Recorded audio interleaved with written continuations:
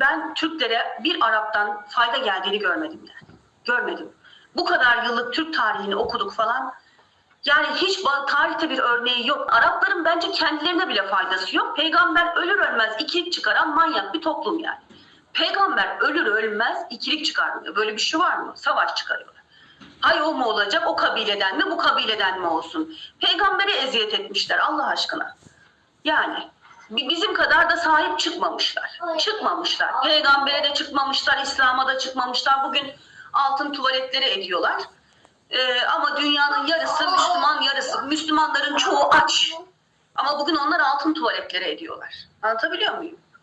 Ben onlardan yani hiçbir zaman bir Arap'tan bize fayda gelmeyeceğini bilen bir insanım. O yüzden hiç konuyu tartışmaya gerek bile yok. Bana Arap demeyin o yüzden. Hakikaten tüylerim diken diken oluyor. Çünkü şimdiye kadar ben Türklere bir Arap'tan fayda geldiğini görmedim yani. Görmedim. Bu kadar yıllık Türk tarihini okuduk falan. Yani hiç tarihte bir örneği yok. Daima arkadan vurma, daima düşmanla bir olma. Ha, bu da benim aynı dine mensup olduğum dindaşım. Yani ümmet anlayışı o yüzden bir şeye yaramıyor. Yani anlatabiliyor muyum? Abdülhamit sen bilirsin. Sen bilirsin. Çünkü bizim tarihimiz böyle. Biz Araplardan yediğimiz kazıklarla tarihimiz onlarla dolu olduğu için sen bilirsin, çıkabilirsin. Tatlım benim. Öpüyorum seni. Hoşça kal. Yapabilecek hiçbir şey yok. Ben burada tutup da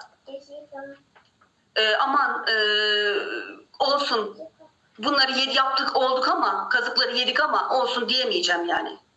Diyemeyeceğim. Bu milletin bir evladı olarak ben kendi milletime yapılmış bunca hakarete susamıyorum. Anlatabiliyor muyum? Susamam yani. Bunu söylerim. Öğrencilerime anlatırım. Ben bunu anlatmayacağım. Kim anlatacak?